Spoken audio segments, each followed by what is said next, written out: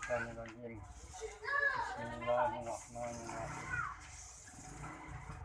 Assalamualaikum warahmatullahi wabarakatuh.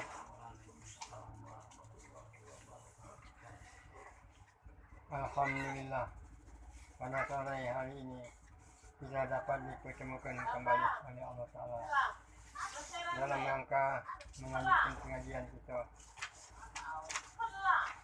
dari dalam pengajian kita yaitu sifat 20.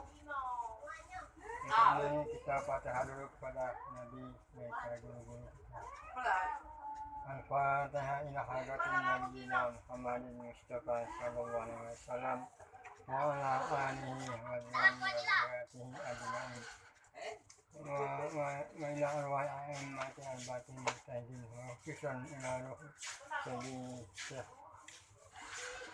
wa ila al-batin a'immatil mustahidin wa ila halatul Syekh Abdul Qadir Jailani Miniyah al-Hati di Dalamul Fatihah. Bismillahirrahmanirrahim. Alhamdulillah.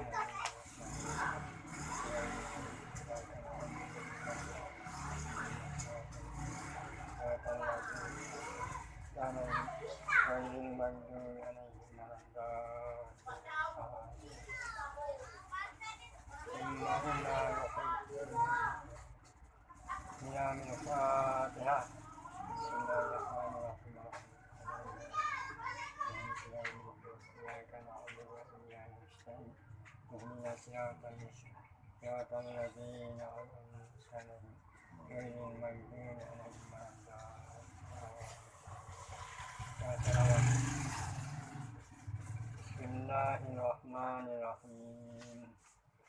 Allahumma salli ala nuril anwar wa sirril asrar wa tiryakil aghyar wa min sahibatil yasar Sayyidina Muhammad Mustafa'il akhir Sahabihil akhir Anana ni'amillahi wa iqbal Allahumma salli ala Muhammad Asirul asrar Asirul akhir wa nita'ibabil yasar Sayyidina Muhammadin al-Mukhtar wa alihil athar wa alihil akhyar Anana ni'amillahi wa iqbal Allahumma salli ala nuril anwar Asirul asrar Asirul akhyar wa nita'ibabil yasar Sayyidina Muhammadin al-Mukhtar wa alihi al-athhar wa sahbihi al-akhyar Anana ni'amillahi wa iqbal. Pada kajian kita pandangan Syekh Jalaluddin Ar-Rumi. Bismillahirrahmanirrahim. Alhamdulillahi rabbil alamin. Assalatu wassalamu ala asyrafil anbiya'i wal mursalin wa ala alihi wa sahbihi ajma'in wa aqibatu lil muttaqin la haula wa la quwwata illa billahil aliyyil azim subhanaka la ilma lana illa ma 'allamtana innaka antal alimul hakim amma ba'du. Bisa ini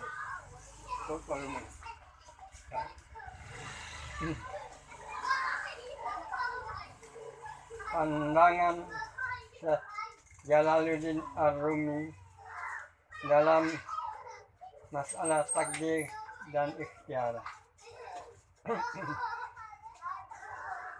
Pandangan beliau tentang takdir dan ikhtiar sangatlah istimewa, sangat berbeda dengan pandangan ahli-ahli tauhid yang lain. Menurut beliau bahwa kita hidup ialah untuk berjihad dan berjuang terus, bekerja, beramal terus. Insan dilepaskan ke dunia ini dengan penuh kemerdekaan dan disuruh beramal,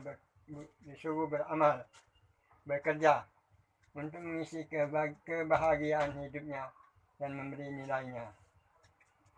Dalam satu keterangan tentang takdir dan ikhtiar dalam percakapan di antara binatang rimba dengan singa, pada suatu hari terjadilah pertukaran pikiran di antara binatang-binatang itu dengan seekor singa. Binatang itu berkata kepada singa, apakah yang lebih baik daripada menyerah? Coba lihat berapakah banyak orang yang lari dari satu bencana buat menemui bencana yang baru. Berapa banyak orang yang ingin melepaskan diri daripada kejaran seekor ular besar. Maka di tempat persembunyiannya itu, dia pun ditunggu oleh seekor naga besar. Lihatlah Raja Fir'aun, dibunuhnya beribu-ribu anak bayi. Padahal yang sangat ditakutinya itu Fir'aun sendiri yang memeliharanya di dalam rumahnya sendiri. Pandangan mata kita ini sebenarnya adalah buta. Yang sebenarnya melihat adalah Allah. Maka itu lebih baik kita fana saja. Dalam pandangan kekasih kita, yakni Tuhan. Pandangan Tuhan adalah lebih baik menjadi ganti dari pandangan kita. Karena dalam pandangannya lah tersimpan segala yang kita kehendaki. Lihatlah seorang anak kecil yang didukung ayahnya di atas pundaknya. Nanti apabila dia telah besar dan bisa dilepaskan, dia pun turun dari pundaknya, berjalan dengan kedua kakinya. Sejak itulah dia ditimpa oleh bermacam-macam kesusahan dan penderitaan selama hidup. Demikian juga nyawa makhluk ini. Sebelum badannya diciptakan, sebelum dia berkaki dan bertangan, sebelum itu masih berenang dengan senangnya dalam alam yang suci terbentang. Setelah dia dipisahkan turun ke dunia, terikatlah ia di dalam satu penjara yang gelap, dibelenggu oleh beberapa keluhan dan kesusahan hati yang tak berhenti-henti. Ketika anak kecil masih bergantung kepada susu ibunya, ia tinggal dalam asuhan ibunya dalam keadaan yang senang. Demikian juga seluruh makhluk. Mereka adalah keluarga asuhan Tuhan. Maka yang amat kuasa menurunkan hujan dari langit. Itulah pula yang memberi rezeki berupa roti dan air. Menjawab singa.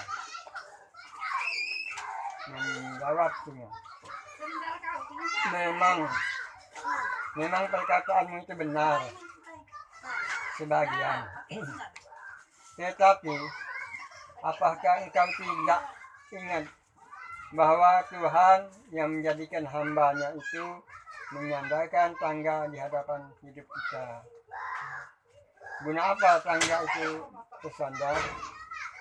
Kalau bukan untuk kita naik, kita mesti naik setingkat demi setingkat. Kita harus mensyukuri nikmat mata, nikmat tangan, nikmat kaki, dan lain-lain yang disertakan Allah pada kita. Kalau kita nafikan nikmatnya itu, tentu tersimpang kepada paham Jabariyah, kafir zindik.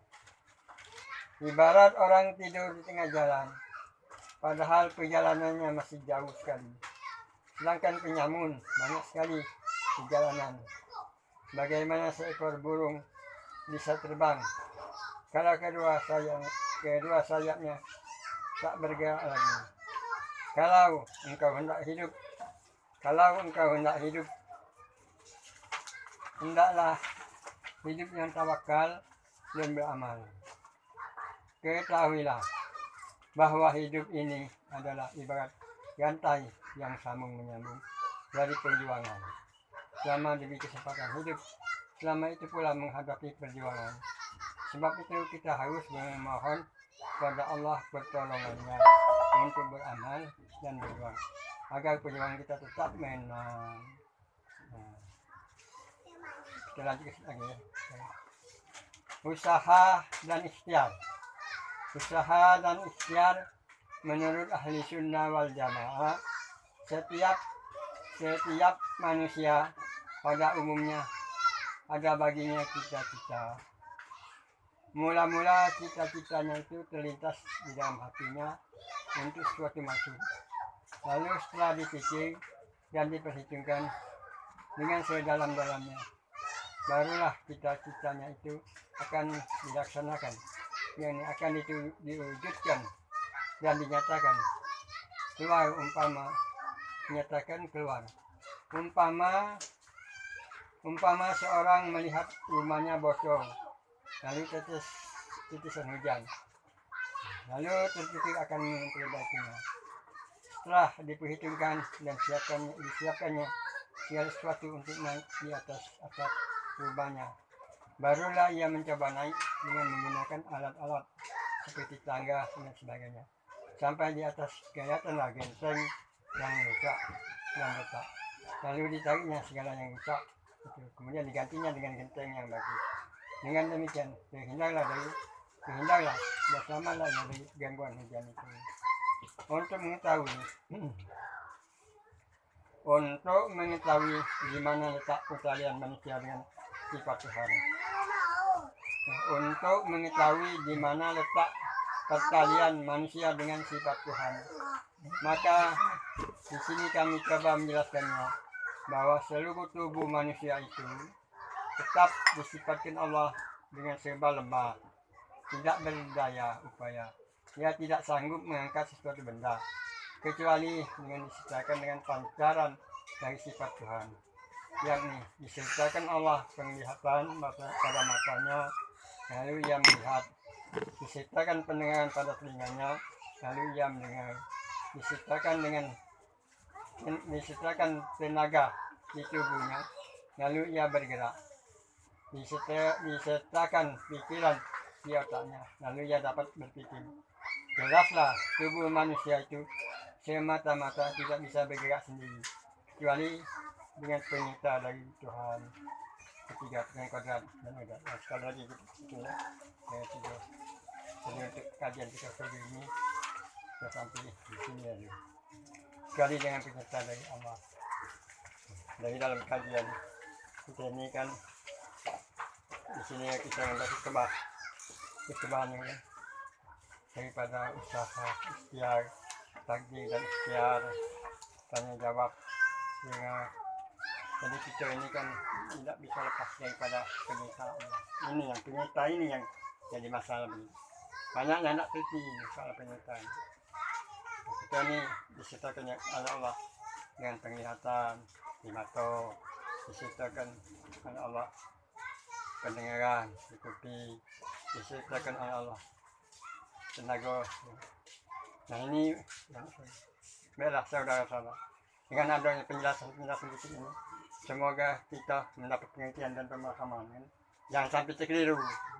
Kita kalau bisa dengan ada penjelasan sedikit-sedikit ini, kita kalau bisa jangan sampai jatuh ke paham Qadariyah. Ya. Jangan jatuh ke paham Qadariyah, dan jatuh ke paham ke Jabariyah. Karena kita tahu paham Qadariyah itu paham yang mengakui hak Allah. Paham yang mengakui hak Allah itu paham wong yang sedang merasa dirinya sudah dijuk oleh Tuhan pendengaran, sudah dijuk Tuhan penglihatan, sudah dijuk Tuhan tenaga, sudah dijuk Tuhan akal pikiran. Jadi wong ini dia merasa pada dirinya dia begawi dewek, Dia melihat dengan matanya dewek, dengan kupingnya dewek, pegawai dengan tenaganya, segala apa itu dengan dia dewek. Tuhan itu tidak melok-melok. Nah ini wong yang putus hubungan. Tapi kalau kita nak mengkaji daripada Al-Quran itu ada di surat At-Taubah ayat yang pertama. Baru akan menolong wa rasulih. Nah mereka itu memutuskan hubungan Allah dan Rasul. Nah ini bang inilah. Ini. Kalau kita nak ambil ayat itu. Sebenarnya ayat ini menghujati kita kalau kita ngikut paham. Wong tidak titi, dia tidak diasuh. Nah ini maksud kalau kita kembali ke surat atau ayat yang pertama. Ubah. Bah. Nah itu pokok utama bah. Ini baru aku mengenal Rasul. Mereka itu memutuskan perjanjian dengan Allah dan Rasul. Nah, Allah kan tidak pernah menunjuk ke penglihatan, tidak pernah menunjuk ke. Nah dia mau macam-macam. Nah ini wong-wong yang masuk golongan melampaui batas itu. Melampaui batas itu. Melampaui batas. Kalau pacar jangan kita masuk golongan. Ada lagi golongan Jabariyah. Golongan Jabariyah ini lain pula. Segalanya menempuh ke Tuhan kalau. Nah, dia tidak punya apapun, tidak punya. Itu Jabariyah. Jadi segala gawi itu geraklah Tuhan kalau. Itu salah daripada zindik, daripada hukum-hukum kenabian. Nah, itulah namanya paham Jabariyah. Itu kalau Jabariyah itu zindik itu kafir pada hukum kenabian. Kedua-dua ini kan kalau Qadariyah dia mengaku hak Allah terampas, hak Allah dia kafir. Itu Qadariyah. Kalau Jabariyah dia menempuhkan, dia tidak mengakui hukum-hukum kenabian. Nah, kita ambil jalan tengah. Jalan tengah itu jalan usaha dan ikhtiar menurut ahli sunnah wal jamaah. Nah, jadi usaha dan ikhtiar ini ada bagi kita menurut yang ahli sunnah wal jamaah. Ini di badan yang baca. Usaha dan ikhtiar menurut ahli sunnah wal jamaah. Setiap manusia pada umumnya ada baginya cita-cita. Mula-mula cita-citanya itu terlintas dalam hatinya untuk sesuatu langsung. Lalu setelah dipikir dan diperhitungkan dengan sedalam-dalamnya, barulah cita-citanya itu akan dilaksanakan. Yang ini akan diwujudkan dan dinyatakan keluar. Umpama seorang melihat rumahnya bocor oleh tetesan hujan, lalu terpikir akan memperbaikinya. Setelah diperhitungkan dan disiapkannya segala sesuatu untuk naik di atas atap rumahnya, barulah ia mencoba naik dengan menggunakan alat-alat seperti tangga dan sebagainya. Sampai di atas kelihatanlah genteng yang rusak dan retak. Lalu ditariknya segala yang rusak itu, kemudian digantinya dengan genteng yang bagus. Dengan demikian terhindarlah dan selamatlah ia dari gangguan hujan itu.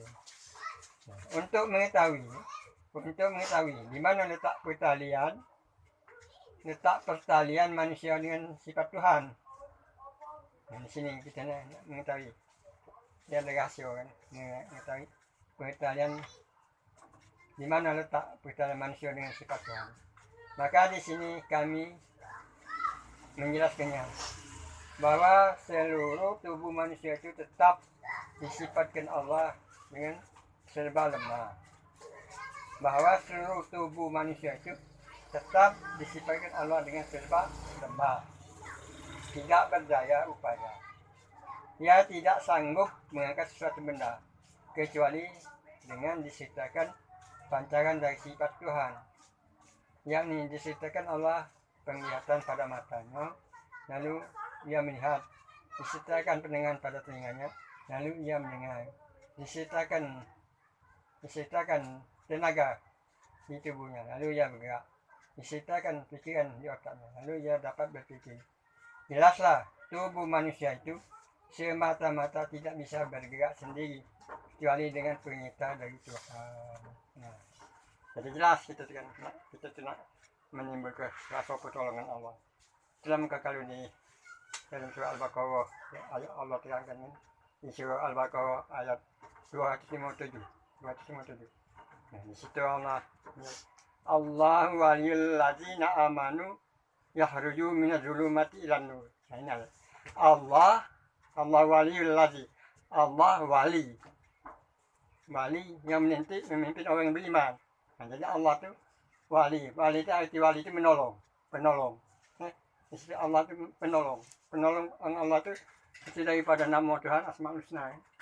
Nama wali itu adalah nama penolong. Allah itu maha penolong itu di setiap keadaan, setiap waktu, setiap situasi, tidak pernah lepas, tidak pernah. Dan dalam keadaan apa tidak kasih kata istilah pergi. Nah itu ya Allah wali lazina aman. Allah itu menolong wong yang beriman. Wong yang beriman ini dikeluarkannya dari alam kegelapan. Dari alam kegelapan kepada alam cahaya. Nah, ya alam cahaya tadi ya, orang yang beriman dengan pertolongan Allah dia terasa bahwa dia melihat, dia mendengar. Nah itu pertolongan Allah ini apa? Itu ayat-ayat yang wong ini gagu-gagu. Nyaman kata pertolongan Allah yang mana yang pertolongan Allah. Nah, wong ini kan tidak pacar mengasuh ini. Pada ayatnya jelas. Kan tidak pernah lepas. Setiap waktu dia setiap keadaan. Setiap menit, setiap detik. Kalau pertolongannya tidak dicari, habis riwayat hidup itu manusia ini. Kalau wong yang kafir itu selanjutnya ada waladzi nakafaru auliyaihim minat tagut. Nah, yakhruju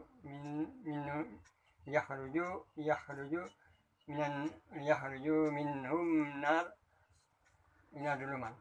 Wong yang kafir, wong kafir itu pemimpinnya tagut itu setan, iblis, setan. Nah, ada setan ini dikeluarkannya daripada alam cahaya kepada alam kegelapan. Jadi kita manusia lahir ke dunia ini sebenarnya sudah ada pertolongan dari Allah. Nah itu orang yang beriman itu langsung dipercaya. Kalau orang yang tidak beriman nanti, iya dipimpin oleh iblis, setan. Jadi dia masuk ke alam kegelapan. Artinya dia tidak beriman, tidak dipimpin oleh Allah. Terus sebenarnya kita ini kan sebelum lahir ke alam dunia ini, ingat dari bayi diukur, itu sudah ada bibit-bibit kegelapan, bibit cahaya, bibit keburukan, bibit kebaikan itu sudah ada. Ini tanam. Itu Allah itu sampai bersumpah 7 kali di surah As-Samsi itu.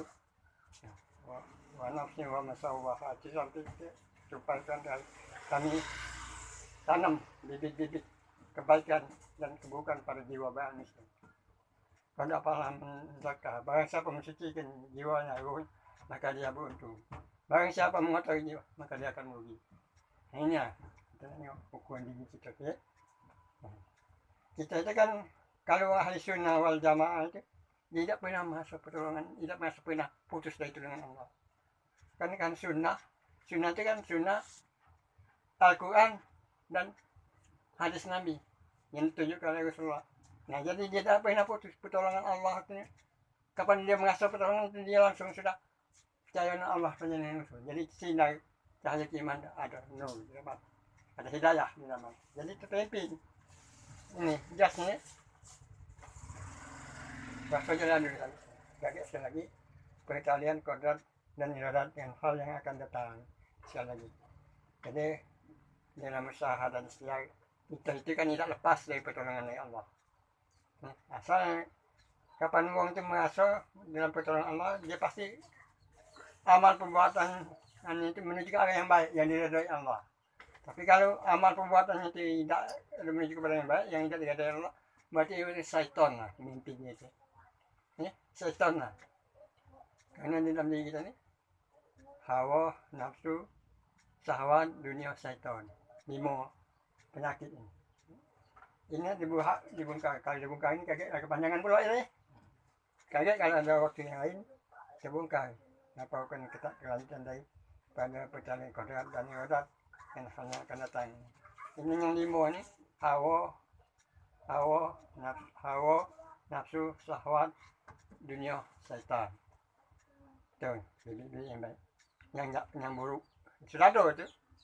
Bibit yang baik itu pun ada. Hidayah, hidayah apa?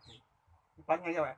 Hidayah, taufik, ilham, rasul yang nanti kalau kita hidayah, hidayah, iman, Islam, tauhid, makrifat. Kalau hati kita dipimpin hidayah, pasti timbul iman, pasti timbul Islam, pasti timbul tauhid, pasti timbul makrifat. Ada di dalam hati. Kalau dipimpin hidayah.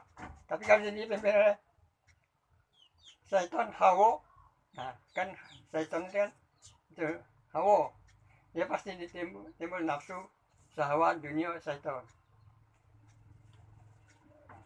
Kasar untuk sekali lagi mungkin kita lanjut ke saking yang ketiga ini ya, kadang-kadang untuk yang ini beda sampai di sini.